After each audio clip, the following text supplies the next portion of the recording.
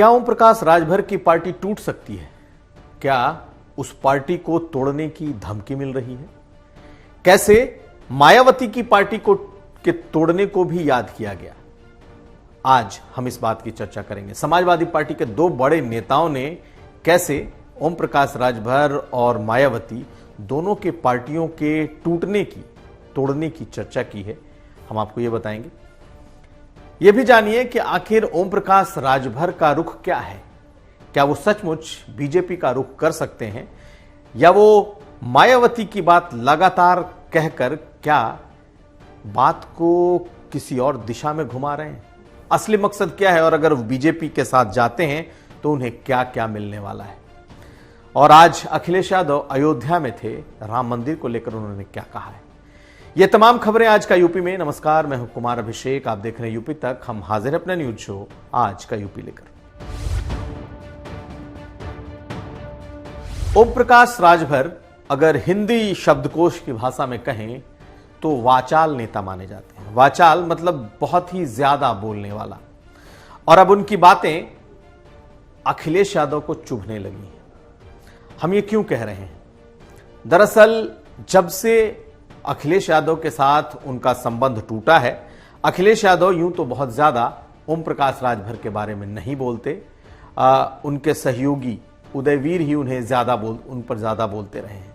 लेकिन आज अखिलेश यादव अयोध्या में थे और उन्होंने कुछ ऐसी बातें कह दी जिससे यह लगता है कि समाजवादी पार्टी जब चाह लेगी तब ओम प्रकाश राजभर की पार्टी टूट जाएगी। अखिलेश यादव ने आज क्या इशारा किया है, हम आपको यह समझाने की कोशिश करते हैं। आज अखिलेश यादव ने कहा, अगर आप इसे धमकी समझें, अगर आप इसे नसीहत समझें, आप अखिलेश यादव को खुद सुन लें। उन्होंने कहा कि ओम प्रकाश राजभर बहुत ज्यादा बोलते हैं, कहीं ऐसा ना हो कि गिनने के लिए उनके पास 1, 2, 3 विधायक रह जाएं। यानी कि वो पार्टी जिसके पास आज कई विधायक हैं, अगर अखिलेश यादव एक इशारा कर दें तो गिनती के 2-3 रह जाएंगे। पहले सुनिए क्या कहा है अखिलेश यादव। मैं इतना ही कहूंगा उनसे कि वो ज्यादा ना बोलें, ना 1, 2, 3 के बाद गिनती अपने विधायकों की नहीं कर पाएंगे। तो क्या अखिलेश यादव ने सचमुच अब पानी सर से ऊपर गुजरने के बाद कोई धमकी, कोई नसीहत ओम प्रकाश राजभर को दी है? और इस नसीहत की वजह क्या है, इस धमकी की वजह क्या है? तो आपको बता दें कि ओम प्रकाश राजभर जब समाजवादी पार्टी के साथ मिलकर विधानसभा का चुनाव लड़ रहे थे, तब कुछ चीजें तय हुई थी और उसमें कई सीटों पर समाजवादी पार्टी ने अपने कैंडिडेट दिए थे। और माना यह जाता है कि आज भी जितने विधायक ओम प्रकाश राजभर के पास हैं, उसमें से ज्यादातर वो विधायक हैं जिनकी लॉयल्टी समाजवादी पार्टी के साथ है। यानी कि वो पहले समाजवादी पार्टी के नेता, कार्यकर्ता, विधायक थे जिन्हें ओम प्रकाश राजभर की पार्टी से टिकट मिला था, और अब वो ओम प्रकाश राजभर की पार्टी के विधायक हैं। ऐसे में अखिलेश यादव अगर ये कहते हैं कि अगर वो कहीं ज्यादा बोलेंगे तो ऐसा ना हो कि वो उनके पास गिनने को 1, 2, 3 विधायक रह जाएं, यानी कि सब वापस समाजवादी पार्टी चले जाएं। तो क्या इसे ओम प्रकाश राजभर एक नसीहत की तरह लेंगे या धमकी की तरह, ये देखना होगा। लेकिन हम आपको एक और बात सुनाते हैं। ओम प्रकाश राजभर इन दिनों मायावती का झंडा बुलंद कर रहे हैं। वो हर बात में मायावती का जिक्र लाते हैं और बार बार यही कहते हैं कि जो मायावती कहेंगी मैं वही करूंगा, मुझे कहां जाना है मैं उनसे पूछ करके करूंगा। आज शिवपाल यादव ने मायावती को लेकर के भी एक बात याद दिला दी। जब ओम प्रकाश राजभर को लेकर बातें पूछी गई और मायावती को लेकर बातें पूछी गई तो उन्होंने हंसते हुए क्या कहा, पहले सुनिए। उन्होंने कहा कि उस पार्टी को हम पहले एक बार तोड़ चुके हैं। सुनिए क्या कह रहे हैं शिवपाल यादव। जैसे बीएसपी है और भी हैं कुछ छोटे मोटे नेता, ये तो बीजेपी से अलग कब थे। और जितनी भी संस्थाओं के द्वारा देखिए सीबीआई है, ईडी है, इनका भी प्रयोग करते हैं ये भारतीय जनता पार्टी के लोग। इनका भी प्रयोग लगातार कर ही रहे हैं। तो वैसे तो भारतीय जनता पार्टी से अलग तो है नहीं ये लोग। और फिर हमारे बारे में तो आप देख ही चुके हैं ना। 17 का चुनाव था, 19 का था और 22 का था, और हमको तो हिला नहीं पाए। और ये जो लोग इस तरीके की बातें करते हैं, बहुत छोटे लोग हैं, और ये एक बार नहीं बहुत बार इस तरीके की बातें कर चुके हैं। और भारतीय जनता पार्टी से अलग तो है नहीं ये लोग। पार्टी में किसी तरीके की टूट अब इलेक्शन आया है, इलेक्शन आने पर इनकी दुकान फिर से चलना शुरू हो जाए, इस तरीके की बातें करते हैं। और मुझे तो देखना पड़ेगा, फिर जाना पड़ेगा जफराबाद, एक दौरा करेंगे, इन्हें ढूंढना पड़ेगा हम कहाँ से चुनाव लड़ें। ये बहुत हल्की बात करने वाले लोग हैं। बस किसी तरीके की टूट नहीं हम मान सकते कि पार्टी किसी तरीके से टूटने वाली कोई बात है नहीं। समाजवादी पार्टी के लोग बहुत मजबूती के साथ खड़े हैं। तो आपने सुना, ये उस दौर की याद दिला रहे हैं जब पूरी तरीके से बीएसपी को समाजवादी पार्टी ने तोड़ दिया था और तोड़कर सरकार बना ली थी। ये समाजवादी पार्टी ने आज, शिवपाल यादव ने आज बसपा को याद दिला दी। शिवपाल ही नहीं रुके, उन्होंने मायावती को फिर याद दिलाया कि वो तो बीजेपी की बी टीम है। कहां तो मायावती और अखिलेश यादव के दोबारा से विपक्ष के गठबंधन में एक साथ आने की चर्चा हो रही है। मायावती अखिलेश यादव को उन्होंने जन्मदिन के दिन सुबह सुबह सबसे पहले जन्मदिन की बधाई दी, आत्मीयता दिखाई, और आज शिवपाल यादव ने यह कह दिया कि आपकी पार्टी को हम पहले तोड़ चुके हैं और अब बीएसपी तो बीजेपी की बी टीम है। तो साफ है, ओम प्रकाश राजभर इन दिनों जमकर बसपा के लिए बैटिंग कर रहे हैं, लेकिन क्या सचमुच वो बीएसपी के लिए बैटिंग कर रहे हैं या फिर वो बीजेपी के लिए काम कर रहे हैं? हम अगली खबरें बता रहे हैं कि आखिर उनका असल मकसद क्या है। तो आप जान लीजिए कि ओम प्रकाश राजभर को लेकर सियासी हलचल खूब तेज है, और सियासी हलचल इस कदर कि ओम प्रकाश राजभर कभी भी बीजेपी के साथ जाने का ऐलान कर सकते हैं। बात सिर्फ इस बात पर रुकी हुई है कि आखिर बीजेपी के साथ जाने से में उनकी डील होती क्या है, वो कौन सा ऐसी डील करते हैं जिसके बाद ये रास्ता साफ होगा कि ओम प्रकाश राजभर बीजेपी के साथ जा रहे हैं।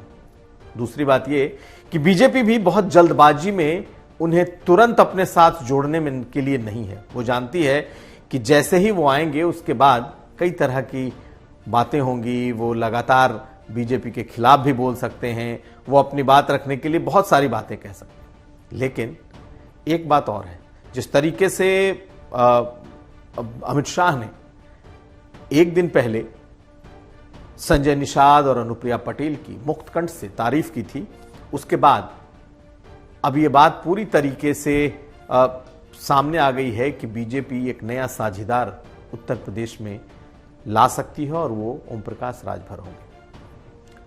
लेकिन ओम प्रकाश राजभर फिलहाल इस बात को अपने मुंह से नहीं कह रहे। वो चाहते हैं कि बीजेपी से ही इसका ऐलान हो, चाहे जब हो। इसके पीछे की भी एक बैकग्राउंड है। अमित शाह के साथ भूपेंद्र चौधरी प्रदेश अध्यक्ष दिल्ली गए थे उनके प्लेन में, और शाम होते होते फिर डिप्टी सीएम ब्रजेश पाठक भी दिल्ली पहुंचे। आज ब्रजेश पाठक ने कहा कि ओम प्रकाश राजभर उनके स्थायी मित्र हैं और बीजेपी के साथ आने के बारे में अभी वो इस मामले पर कुछ नहीं कहेंगे। तो पहले जरा सुन लीजिए क्या कह रहे हैं ब्रजेश पाठक ओम प्रकाश राजभर से गठबंधन को लेकर। लोकतंत्र में चुनाव आते हैं और हम लोग विचार विमर्श करते रहते हैं लगातार। राजभर जी हमारे मित्र हैं और समय आने पर आपको हम बता पाएंगे। अभी ऐसी कुछ स्थिति नहीं है कि हम कुछ स्पष्ट कर पाएं, लेकिन राजभर जी मेरे मित्र हैं और स्थायी मित्र हैं। तो आपने सुन लिया, बीजेपी चाहती है और बीजेपी जानती है, और बीजेपी को बीजेपी के सूत्रों की माने जो उच्च सूत्र हैं उनके मुताबिक यह तय है कि ओम प्रकाश राजभर बीजेपी के साथ आएंगे। बेशक वो इस वक्त मायावती की बात कर लें, उनका झंडा बुलंद कर लें, उनके नाम पर अपनी सियासत कर लें, लेकिन वो आएंगे तो बीजेपी के ही साथ। उनके बेटे भी इन दिनों खूब, चाहे वो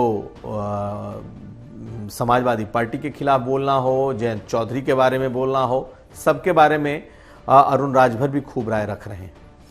लेकिन ओम प्रकाश राजभर की बीजेपी से डील क्या हो सकती है? दरअसल चर्चा यह है कि ओम प्रकाश राजभर अपने लिए योगी मंत्रिमंडल में, कैबिनेट में जगह चाहते हैं, एक पोर्टफोलियो चाहते हैं, एक अच्छा मंत्रालय चाहते हैं। और यह मुमकिन है, यह संभव है कि जब योगी सरकार में मंत्रिमंडल विस्तार हो तब ओम प्रकाश राजभर योगी सरकार में मंत्री बन जाए। इसके अलावा वो एक मऊ सीट चाहते हैं। वैसे तो उनकी दावेदारी 3 सीटों पर है। मऊ सीट है, बलिया की सीट भी वो मांगते हैं, लालगंज की सीट भी वो मांगते हैं, लेकिन कम से कम वो एक मऊ की सीट चाहते हैं अपने बेटे के लिए।